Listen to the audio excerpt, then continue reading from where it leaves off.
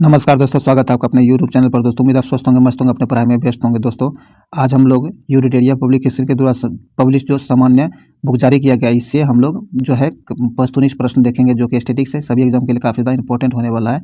ये सभी एग्जाम के लिए इंपॉर्टेंट है, ध्यान में जरूर रखिएगा। चाहे वो बिहार दरोगा हो, बीपीएससी हो या फिर सिविल कोर्ट हो, सभी एग्जाम के लिए, या फिर बिहार पुलिस हो, सभी एग्जाम के लिए इंपॉर्टेंट है। तो इसलिए आप इसे मिस नहीं कीजिए, शुरू से अंत तक जरूर देखिए ताकि इसका फायदा मिल सके। स्टैटिक्स है तो ये सभी एग्जाम में इसका रिपीटेशन होना तय है, तो इसीलिए आप इसे जरूर देखिए ताकि इसका फायदा आपको मिल सके। और इससे पहले जो आपको जितने भी वीडियो इसका हो चुका है, अगर आप नहीं देख पाए तो उसके प्लेलिस्ट का लिंक भी डिस्क्रिप्शन में मिल जाएगा, उसे भी जाकर जरूर देखिए ताकि इसका बेनिफिट आपको एग्जाम में देखने के लिए मिल सके। और इस वीडियो को शुरू से अंत तक देखिए, इस वीडियो को लाइक शेयर जरूर कीजिए ताकि इसका फायदा औरों को मिले, ज़्यादातर लोगों तक पहुँच सके। और इस चैनल को सब्सक्राइब जरूर कर लीजिए।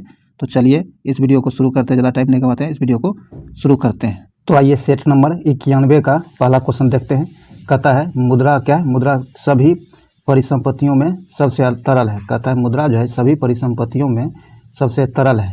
तो इसका सही हो जाएगा क्योंकि यह सार्वभौमिक रूप से स्वीकार्य। क्या है? यह सार्वभौमिक रूप से स्वीकार्य है, इसलिए यह तरल है। ए नंबर से आंसर हो जाएगा। आगे कहता है पूंजीवादी अर्थव्यवस्था को निम्नलिखित में से किस अन्य नाम से भी जाना जाता है? पूंजीवादी अर्थव्यवस्था जो है इसे निम्नलिखित में से किस अन्य नाम से जाना जाता है? तो इसे बाजार अर्थव्यवस्था, क्या है, बाजार अर्थव्यवस्था के नाम से जाना जाता है। बी नंबर से आंसर हो जाएगा। आगे कहता है सागरमाला, क्या है? सागरमाला परियोजना से भारत का निम्न में से कौन सा इंफ्रास्ट्रक्चर क्षेत्र संबंधित है? तो ये जो संबंधित आपको बंदरगाह क्षेत्र, कौन? बंदरगाह क्षेत्र। डी नंबर से आंसर हो जाएगा बंदरगाह। आगे कहता है प्रतिचुंबकीय पदार्थ की चुंबकीय प्रकृति होती है। प्रतिचुंबकीय पदार्थ जो है इसकी चुंबकीय प्रकृति होती है, तो ये होती है आपको ऋणात्मक। क्या होता है? ऋणात्मक होता है। बी नंबर से आंसर होगा ऋणात्मक।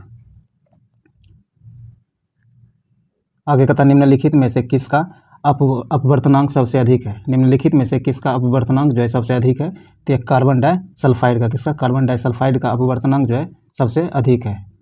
किसी चालक तार का प्रतिरोध तापमान के बढ़ने से डैश होता है। कहता किसी चालक तार जो है उसका प्रतिरोध, तापमान जो बढ़ता है तो उसके प्रतिरोध पर क्या प्रभाव पड़ता है? तो उसका प्रतिरोध भी बढ़ता है। क्या? प्रतिरोध भी बढ़ता है।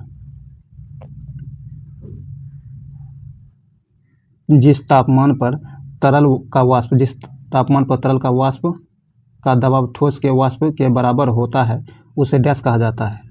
तो उसे हिमांक बिंदु, क्या? हिमांक बिंदु कहा जाता है। डी नंबर से इसका हिमांक बिंदु।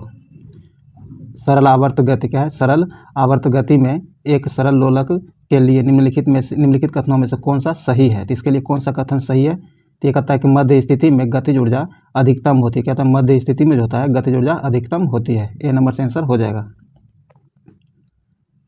आगे कहता है जब किसी तालाब के शांत जल में पत्थर फेंका जाए तो तालाब में जल के पृष्ठ पर उठने वाली लहरें होती है। तो इस क्रम में तालाब के जल के सतह पर जो लहरें उठती है वह जो है आपको अनुप्रस्थ होता है। क्या? अनुप्रस्थ होता है। बी नंबर से इसका अनुप्रस्थ। कहता निकट दृष्टि दोष के संबंध में कौन सा कथन गलत है? ध्यान रखिएगा, निकट दृष्टि दोष जो है इसके संबंध में कौन सा कथन गलत है? कहता प्रतिबिंब को रेटिना पर बनना, प्रतिबिंब जो है इसका रेटिना पर बनना, यह गलत है। डी नंबर से आंसर हो जाएगा जो गलत है। आगे कहता निम्नलिखित में से कौन से एक तत्व का समस्थानिक कैंसर के उपचार में प्रयुक्त होता है? कहता निम्नलिखित में से वह कौन से तत्व हैं जिसके समस्थानिक कैंसर के उपचार में प्रयुक्त होता है? तो ये होता है आपको कोबाल्ट। क्या? कोबाल्ट के समस्थानिक का प्रयोग कैंसर के उपचार में किया जाता है। बी नंबर से इसका कोबाल्ट। सिनकोना का कौन सा भाग औषधि देता है? सिनकोना का जो है आपको छाल से औषधि प्राप्त किया जाता है। बी नंबर से इसका छाल। यूकेरियोटिक कोशिका के संबंध में कौन सा कथन गलत है? ध्यान रखिएगा, यूकेरियोटिक कोशिका के संबंध में कौन सा कथन गलत है उसे ढूंढना है। तो जो गलत है कहता है इनमें रिक्तिका उपस्थित नहीं होती है, यह गलत है। इनमें कहता है रिक्तिका जो उपस्थित नहीं होती है जबकि रिक्तिका इनमें उपस्थित होती है। तो यहाँ सी नंबर से आंसर हो जाएगा जो गलत दिया गया है। हमारे शरीर में त्वचा की सतह के नीचे मौजूद, हमारे शरीर में त्वचा के नीचे सतह के नीचे जो मौजूद होता है वसा, उस वसा के किसके विरुद्ध अवरोधक का कार्य करता है? तो वह वसा जो है आपको शरीर के ऊष्मा के क्षति के प्रति जो है कार्य करता है, अवरोधक के रूप में कार्य करता है। ए नंबर से आंसर हो जाएगा। फलों का मधुर मीठा स्वाद किसके कारण होता है? तो ये होता है फ्रक्टोज के कारण। किसके कारण? फ्रक्टोज के कारण। ए नंबर से आंसर होगा फ्रक्टोज। कहता निम्नलिखित में से कौन सा सुमेलन नहीं है, कौन सुमेलित नहीं है यह बताना है। तो ये आपको कोशिका सिद्धांत, क्या है, कोशिका सिद्धांत का रॉबर्ट हुक, ये आपको सुमेलित नहीं है। ए नंबर से आंसर हो जाएगा जो गलत है, बाकी सब सुमेलित दिए गए हैं। कहता है किसी तत्व का परमाणु संख्या 17 है और द्रव्यमान संख्या 36 है, तो उनके न्यूक्लियस में न्यूट्रॉनों की संख्या क्या होगी। तो उनके न्यूक्लियस में न्यूट्रॉनों की संख्या जो होगी ये आपको 19 होगा। क्या होगा, 19 होगा। बी नंबर से होगा 19। आगे कहता है विद्युत चाल, क्या विद्युत चालन करने वाले अधिकांश द्रव अम्ल, क्षारक और डैश के विलयन होती है। तो ये सारे जो होते हैं आपको लवण के विलयन होते हैं। बी नंबर से होगा लवण। आगे कहता है जिस संविधान सभा द्वारा भारत के संविधान का अधिनियम किया गया, क्या अधिनियमन किया गया है, उसके सदस्य कौन थे। तो उसके सदस्य जो थे आपको विभिन्न प्रांतों की विधानसभाओं द्वारा निर्वाचित सदस्य थे। ए नंबर से आंसर हो जाएगा। आगे कहता निम्नलिखित में से कौन सा रीट निजी स्वतंत्रता का एक आधार है। कहता निम्नलिखित में से वो कौन सा रीट है जो निजी स्वतंत्रता का एक आधार है। तो ये आपको बंदी प्रत्यक्षीकरण, क्या है, बंदी प्रत्यक्षीकरण जो है ये आपको निजी स्वतंत्रता का आधार है। ए नंबर से आंसर हो जाएगा। वह व्यक्ति कौन है जो राज्यसभा का सदस्य होते हुए राज्यसभा तथा लोकसभा दोनों में बोल सकता है। कहता वह व्यक्ति कौन है जो राज्यसभा का सदस्य होते हुए राज्यसभा और लोकसभा दोनों में बोल सकते हैं। तो ऐसा सिर्फ एक ही आदमी कर सकता है और वह है वह मंत्री जो राज्यसभा के सदस्य हैं। सी नंबर से आंसर हो जाएगा। आगे कहता है भारतीय संविधान के किस संशोधन अधिनियम के तहत उच्च न्यायालय के न्यायाधीशों की सेवानिवृत्ति की आयु 60 वर्ष से बढ़ाकर 62 वर्ष किया गया है। तो ये 60 उच्च न्यायालय के जो न्यायाधीश हैं उनकी सेवानिवृत्ति की आयु 60 वर्ष से बढ़ाकर 62 वर्ष जो किया गया है, यह किया गया आपको 15वां संविधान संशोधन अधिनियम के तहत। सी नंबर से आंसर हो जाएगा। आगे है निम्नलिखित में से कौन सा स्थानीय सरकार का मामला नहीं है। ध्यान रखिएगा, स्थानीय सरकार का मामला नहीं है। तो ये आपको कानून और व्यवस्था बनाए रखना, यह स्थानीय सरकार का मामला नहीं है। बी नंबर से आंसर हो जाएगा। आगे कहता है क्या है, सेंड्रोकोटस की पहचान मौर्य शासक चंद्रगुप्त मौर्य के रूप में किसने किया। तो यह पहचान जो किया था आपको विलियम जोन्स के द्वारा किया गया था। सी नंबर से आंसर विलियम जोन्स। कलिंग नरेश खारवेल की हाथी गुफा प्रशासित किस भाषा में अंकित है। तो यह जो अंकित है आपको प्राकृत भाषा में अंकित है। ए नंबर से प्राकृत भाषा में। कहता मौर्य, क्या है, मौर्य शासन व्यवस्था में रूपदर्शक नामक अधिकारी था। तो मौर्य शासन व्यवस्था जो था उसमें रूपदर्शक नामक अधिकारी क्या हुआ करता था। तो ये जो है इसका सेंस हो जाएगा सिक्कों का परीक्षक। ये सिक्कों के परीक्षक को जो है रूपदर्शक कहा जाता था। ए नंबर से आंसर हो जाएगा। निम्नलिखित में से कौन होम रूल लीग के संस्थापक से स्थापना से संबंधित नहीं है। क्या है, वह कौन है जो होम रूल लीग से की स्थापना संबंधित नहीं है। टी.एस. ऑलकॉट। ए नंबर से आंसर होगा टी.एस. ऑलकॉट जो है ये आपको होम रूल लीग की स्थापना से संबंधित नहीं था। बाकी आपको Annie Besant, M Subramania Iyer और बाल गंगाधर तिलक ये तीनों संबंधित थे। आपको टी.एस. ऑलकॉट संबंधित नहीं थे। तो ए नंबर से आंसर हो जाएगा। जलियांवाला बाग में प्रदर्शन के लिए लोग क्यों जमा हुए थे। जलियांवाला बाग जो हुआ था वहाँ प्रदर्शन जो हो रहा था, क्यों लोग जमा हुए थे। तो ये जमा हुए थे आपको किचलू तथा सत्यपाल के बंदी बनाने के विरोध में प्रदर्शन करने के लिए जमा हो रहे थे। यहाँ सी नंबर से आंसर हो जाएगा। आगे है तथा निम्नलिखित भारतीय शासकों में कौन सर्वप्रथम सहायक संधि में सम्मिलित हुआ था। कहता भारतीय शासक जो है निम्न में से वो कौन से भारतीय शासक है जो सर्वप्रथम सहायक संधि में सम्मिलित हुआ था। तो ये सम्मिलित हुआ था आपको निजाम अली। कौन, निजाम अली ने। डी नंबर से आंसर हो जाएगा।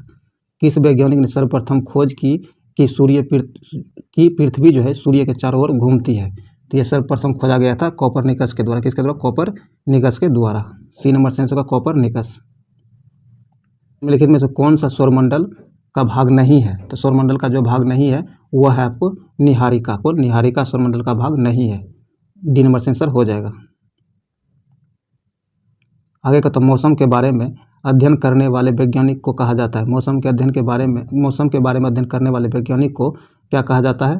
तो ये आपको मीटियोरोलॉजिस्ट कहा जाता है। डी नंबर से आंसर हो जाएगा। दक्षिण अमेरिका में मध्य अक्षांशीय घास के मैदान को किस नाम से जाना जाता है? तो इसे जो है पंपास के नाम से जाना जाता है। सी नंबर से आंसर पंपास। निम्नलिखित में से कौन कृत्रिम पारिस्थितिकी तंत्र का उदाहरण है? पारिस्थितिकी तंत्र का जो उदाहरण है ये है आपको धान का खेत। कौन है? धान का खेत जो है पारिस्थितिकी तंत्र का उदाहरण है। ए नंबर से आंसर हो जाएगा धान का खेत। एक घास स्थलीय पारिस्थितिकी तंत्र के खाद्य श्रृंखला में विभिन्न घटकों का सही क्रम क्या है? तो इसका सही क्रम जो है ये है आपको घास, टिड्डी, क्या है? घास, टिड्डी, मेढक और सर्प। सी नंबर से आंसर हो जाएगा।